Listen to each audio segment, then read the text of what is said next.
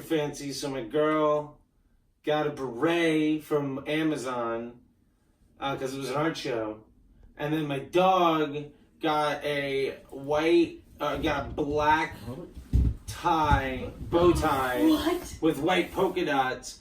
And I was like, okay, well, if you're gonna be obnoxious and in character, I'm gonna wear a white shirt with white polka dots because I have like one from like a job interview 2.5 years ago in the closet. Twinsies. And so I was twinsying with the dog, which is why I'm wearing this like obnoxious shirt. But whatever, I feel like I look good. That's alright. It's good. Yeah. Your camera ready. Let's see what we can do with this thing until I get to like some 0%. Yeah, until I get to like 1%, and then we'll figure it out. And I'll pay attention. I could scoot over there and Okay. film also. You know, I could move around. Sure.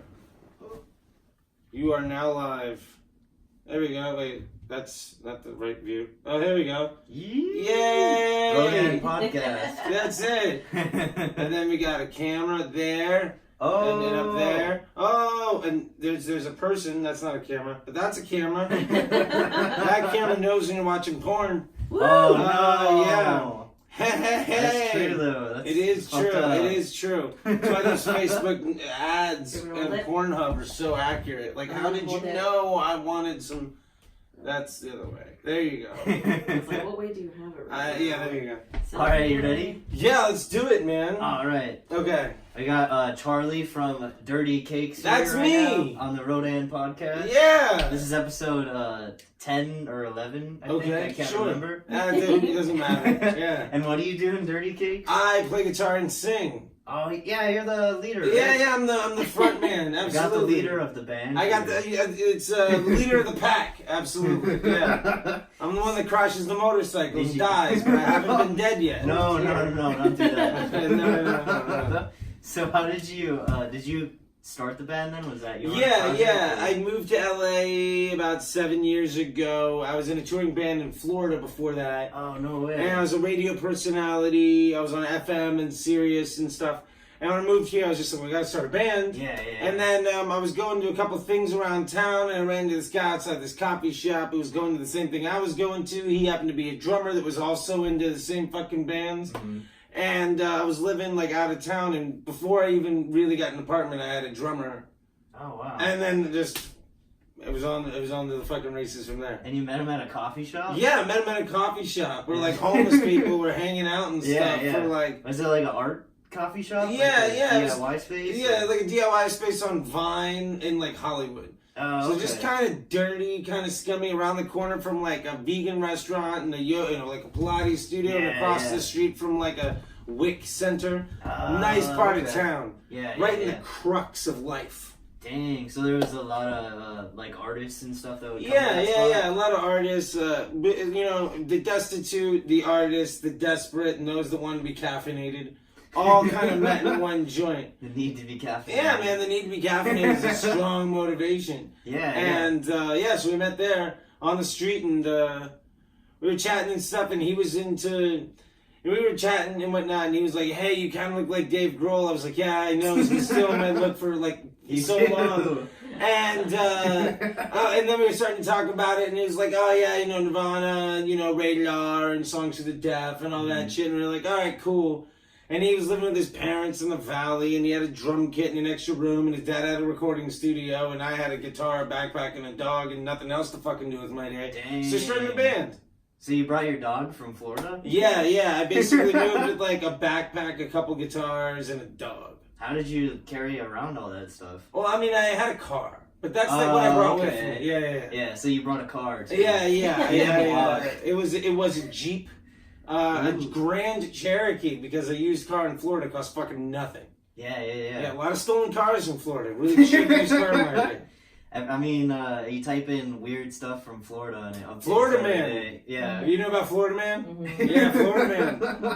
Florida Man, your birthday, Florida Man, what day? Oh, it's the best. Mine's the worst. Mine is a Trump bombing. Mm. Yeah, like it's a Trump supporter bombing. Oh, yeah, no. yeah. Oh, I'm not gonna post that shit. I think the last time I did a Florida man, it was like some dude on bath salts doing some shit That's on the fine. bridge. You know, Yeah. eat someone's face. Sure. Cool. Yeah. Or face eating. But Do you have any political? weird Florida man-like experiences? I mean, I was generally like the guy that could probably write some Florida man shit about. I don't know, like, you know, being a radio personality and touring bands, I did a bunch of stupid shit for a long time. So whether it was, you know, jumping off the roof with ragers in my house because we had a gig on a Wednesday night into the pool, or like, I don't know, I must have had like half a dozen DUIs, or like getting, like, running from like alligators on ATVs in the middle of the Everglades. You know, just like whatever the fuck you do when you're unemployed and have a little bit of a drug problem and you're a heavy drinker with like nothing but time and money, like.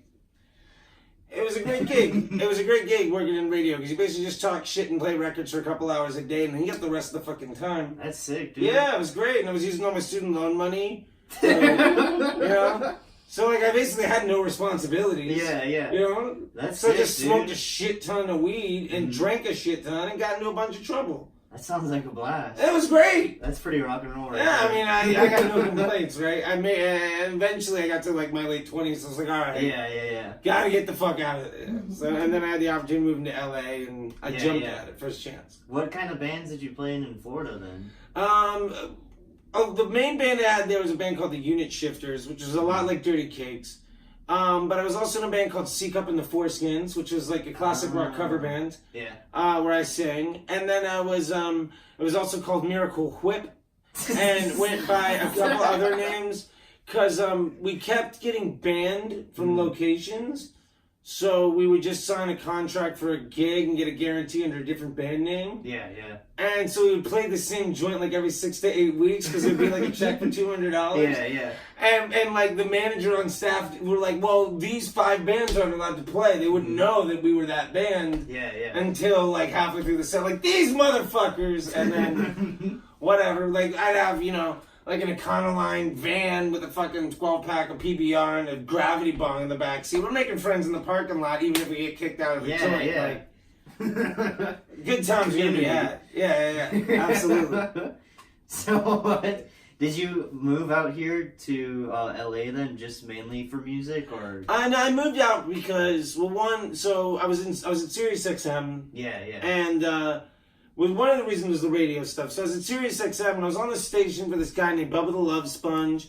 And I was in his afternoon and evening drive time shows. And then there was this big fiasco because, like, he set up a sex tape with Hulk Hogan and his wife. And then, like, Howard Stern was funding the radio station. And then because of, like, this, like, thing with Gawker, basically the station got its funding pulled and it all went down. And dang. I felt like not being around any of the legal proceedings that may or may not occur. Yeah. And then, like, the band broke up and the chick left and my roommates hated me, so I fucking bailed. Dang. Got in a car and drove, like, 2,800 miles in 42 hours. That's and super far.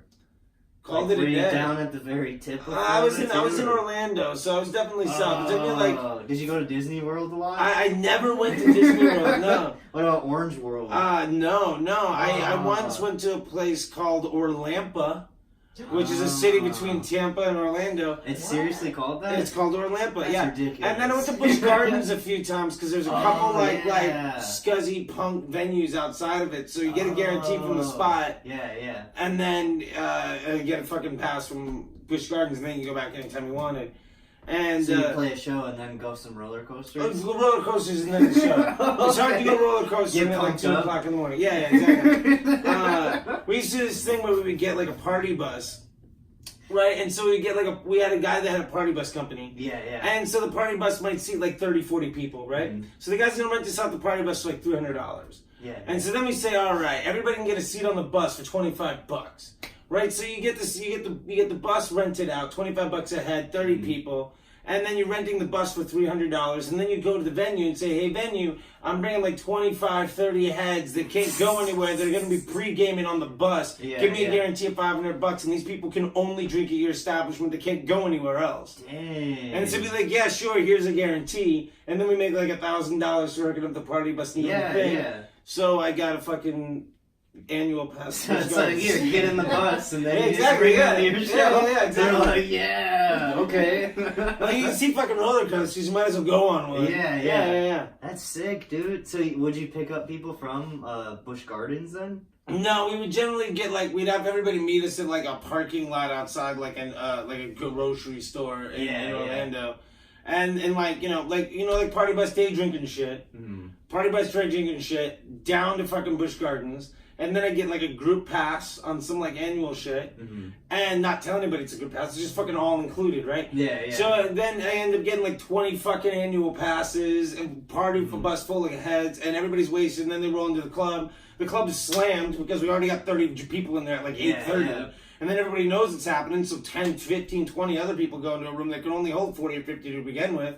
Plus, like any decent, normal, or decent, they're not decent, they're regulars at this bar. They're definitely not decent people. So you get 10 or 20 of those going on a Friday night. Yeah. And before you know it, this place is like above like fire code safety capacity. And then you just throw a fucking show. Yeah. And it was really hard for that to not go over well. So we did like punk shows and grunge shows and rock shows. And then I also played like one of my favorite dudes from Brian Jonestown Massacre. I played like tambourine. Oh, sick. And it was a tambourine in this like hip hop kind of like culture group thing. So there's all these cats playing. There'll be like 2-3 guitar players, 2-3 drummers, 2-3 keyboard players, spoken word artists. So it's like this fucking 30 people collective, right? Like, but I was just the dude wasted, like in a leather jacket, sipping whiskey on a bunch of drugs, playing tambourine. And solid gig, man. Would you have been able to play any other instrument that fucked up?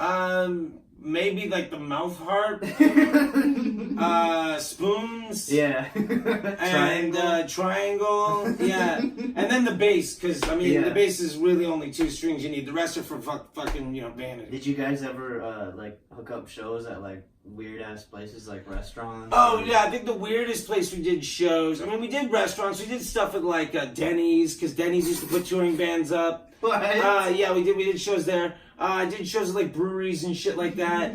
But like the coolest shit that we did was we used to play this nudist colony. It had a thing called the X Fest. Every year, and so it would be like during the day they'd have bands and DJs and stuff, and then at night it was like DJ like wiki fucking like dance party shit.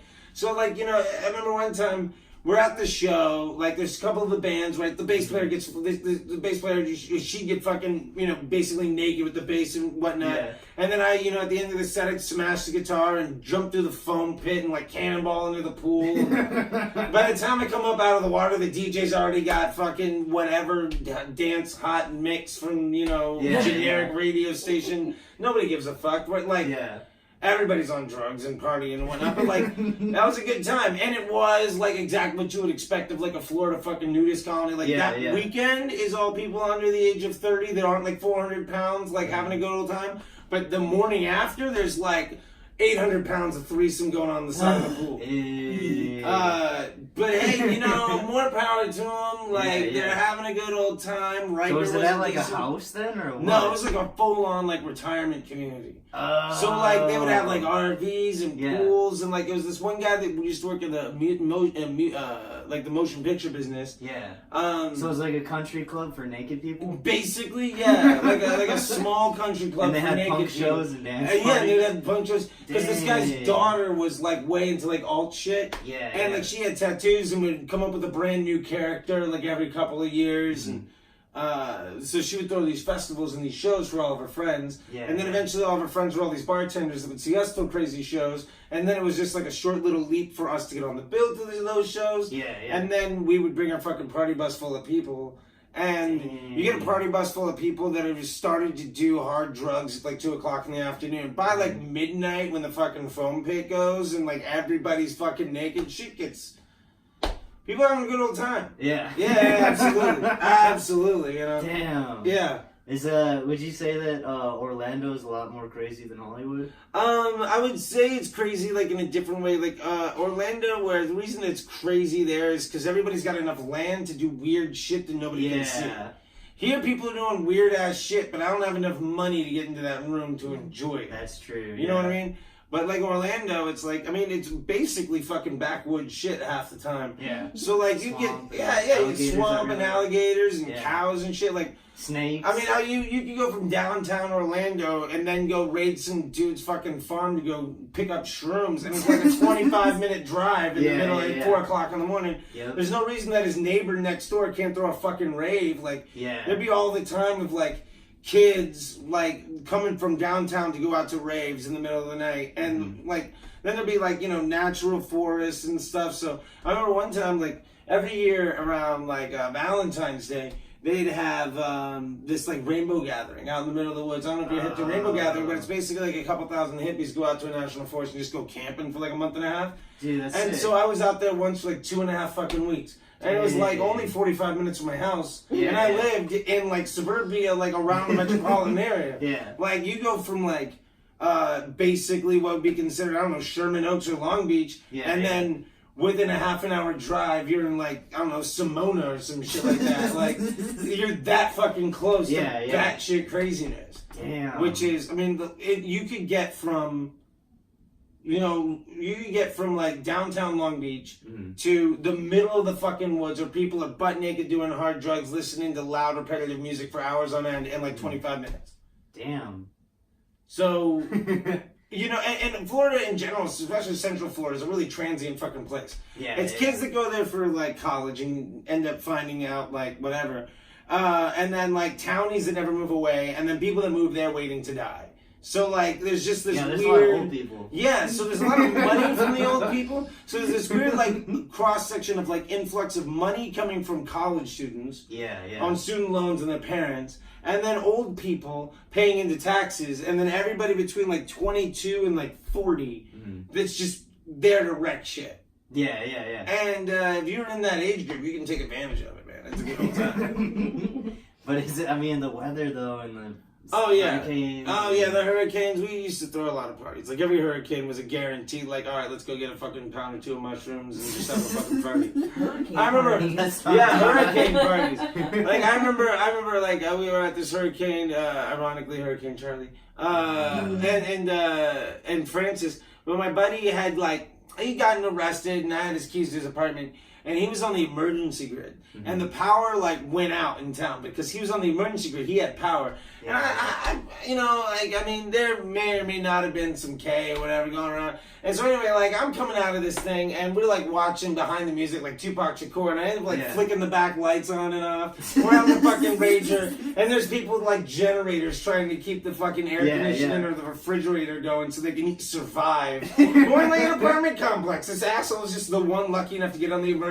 There's like 3 apartments in the whole joint. I don't understand like why they're like, okay, apartment 3F. You get power no matter what. Everybody else go fuck yourself. Yeah. I don't understand that at all. But that's the way it was. And my buddy we had a key to his joint. Yeah, so he'd gotten robbed for his whatever. Damn. Stupid shit. So you've been in LA 7 years now, you said? Yeah, I moved to LA. Did Dirty Cakes form pretty much right after you got here? Yeah, Dirty Cakes formed like I moved to Ojai in June of 2012 for 3 months. Yeah. Dirty Cakes just started around July, and then moved to LA in October. Okay. So like I was coming down from Ojai. Yeah. And then like So hanging they out had a with different folks. vocalist before you? No, it was me and this other guy started it. But I was coming down from Ojai 2-3 days a week. Yeah. To go do shit. Mm-hmm. And I ran across this guy, and then we would one of those days I was just we'd have band practice at his parents' house. They order fucking pizza. We'd set up in one of the fucking rooms and Domino's? no, it was Pizzasaurus Rex or some shit like that. Pizzasaurus Rex? Yeah, it was a Dinosaur it was a dinosaur themed fucking pizza joint. Yeah. Which is pretty cool. Where was this at? Northridge. Oh, okay. So, but yeah. So it started there, and then, you know, he ended up picking up somebody else, going through some things for a little while. Somebody slipped out, somebody came in. You know, we kind of shifted through certain things. The band goes through iterations, but I never really stopped it.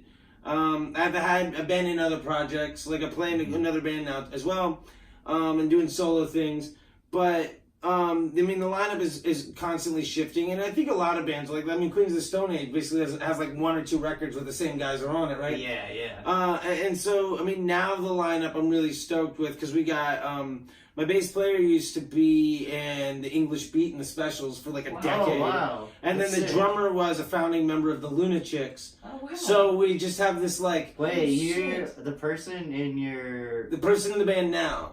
was in the Was in- Lunatics? She's the founding drummer of the Lunatics. What? So she wrote like Super Shit. Strong. She's on the first like 3-4 records. Dude. She actually, one of her Wow. big claim to fame is she had the first lesbian kiss on television. She did it during the lesbian dating show Oh. on Howard Stern's show back on E. Yeah. And it was like 7 years before the L Word was a thing. Yeah. So yeah, Becky Reck from the Lunatics is the drummer now of Dirty Cakes and has been for a while. Damn, dude. And the bass player, his name is Rick Torres, and yeah, he was in. He's a guitar tech like Steve Stevens and Dave Wakeling and all these guys, but he played in the Specials in the English Beat he toured with them for like 10, 15 years. I mean, he was like the Jason Newsted of the band. Like, he was the new guy because he was only in it for like 10 fucking years.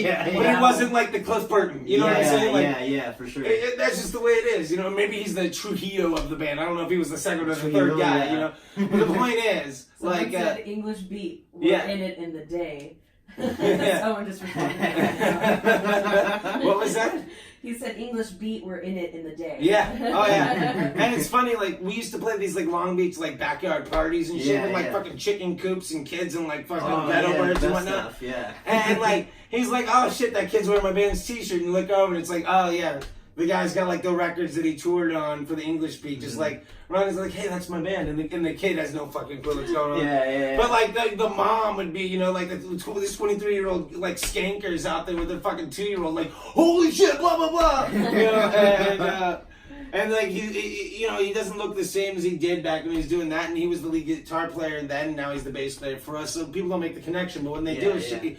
I mean, he's like, hey, like Gwen Stefani used to wear my band's t-shirt back before No Doubt was a thing. Oh yeah, definitely. You know, it's like she was rocking her shirt back when she was in Sublime, and I'm like, okay, yeah, they're way into ska. Yeah, you know. Sense, yeah. And so it's like, it's funny to have that shit because this is LA. That's what happens. Like, eventually, dude. like the people that you meet, right? So yeah, because fucking the Lunatics, they're from New York too. Yeah, right? yeah. It's crazy. They're from New York, Yeah. and she moved out here a while ago, and our next show is actually in April. It's playing like a biker gang fucking party because she's a, you know, she's a biker chick, right? Yeah, so yeah. she's out there with enough toxic masculinity for the entire fucking band. Oh my god. And so we're having this fucking thing with this biker outfit. There's a motorcycle club called the Cretans, like Yeah. races, Oh, whatever. shit, really? So we're playing their fucking 420 party. Damn.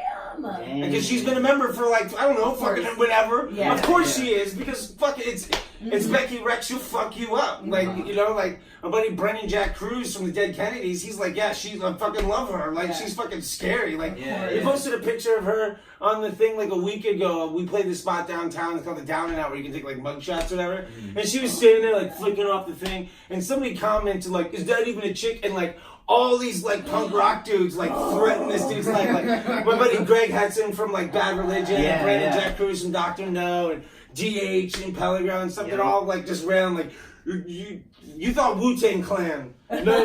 Becky Rack ain't nothing to fuck with. And I showed it to her and she just started laughing. She's like, I would destroy that motherfucker. I don't even give a fuck. I'd fold him in half and put him in my pocket and shit him out. I was like, yeah, okay, cool. So, next song? She's like, yeah, fucking let's do it. Yeah.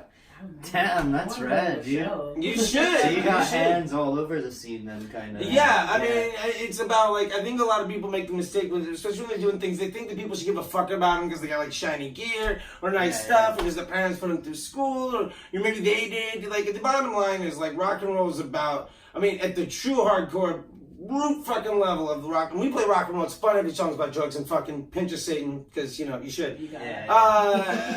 It's at the very fucking root core level. It's make chicks dance so that they enjoy themselves and come to the shows. The chicks are coming to your shows and dancing. guys will buy drinks to try to get laid, and then the venue does all right, because if you're on stage, your job is basically an alcohol salesman. Yeah. And then, like, if chicks are dancing and dudes are buying drinks and people are going home and fucking, then, like, they're gonna come and leave their house instead of watching fucking Netflix and ordering fucking Postmates to come see you. And then you made a decent business decision for everybody fucking involved. Yep. And if you do that shit, and you're part of other people's things, and you go have a good fucking time, then you're gonna be a fucking band that's doing something. I don't care, like, I've seen bands where, like, the lead singer will change instrument 3 times and write 18 songs from his fucking bedroom about some chick 2.5 years ago. Nobody gives a fuck about the guy in the first place. Yeah, for sure. But, like, there's no reason I'm paying $5 to see that shit more than once.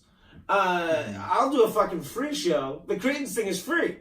I don't give a fuck. Like, we're just going out there having a damn good time. There's, alcohol and grilled meats.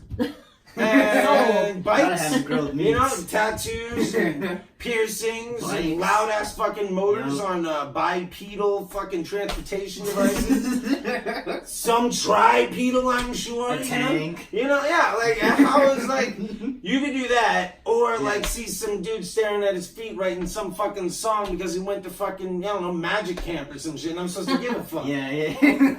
Nobody cares. Space camp. Yeah, dude, space camp. I don't give a fuck, man. Like, I don't know what chord this is. I just know it sounds better than yours. Yeah. What, you know, and it's like, why is the show fun? Well, the show's fun because, like, you break the fourth wall, right? You don't play at somebody. You play with people. Yeah. Right? Like, I'm in another band. I play bass in this band called Turbulent Hearts from Susie. Her name is Susie Moon. She's on Epitaph, right? Yep. And we just did a show last night at the Slide Bar with, like, Go Betty Go and the Dolly Rods. Yeah, it was fucking rad. Yeah. And, you know, I mean, Susie throws a fucking bitch in the show because she's fucking hanging from the fucking scaffolding, right? By her legs. Yeah, she's hanging by her legs. She's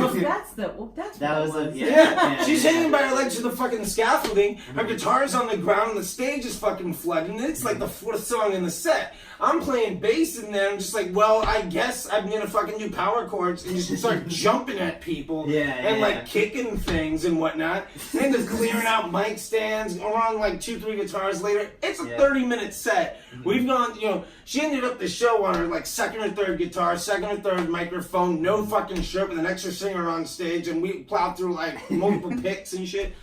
That's a rock show, you know.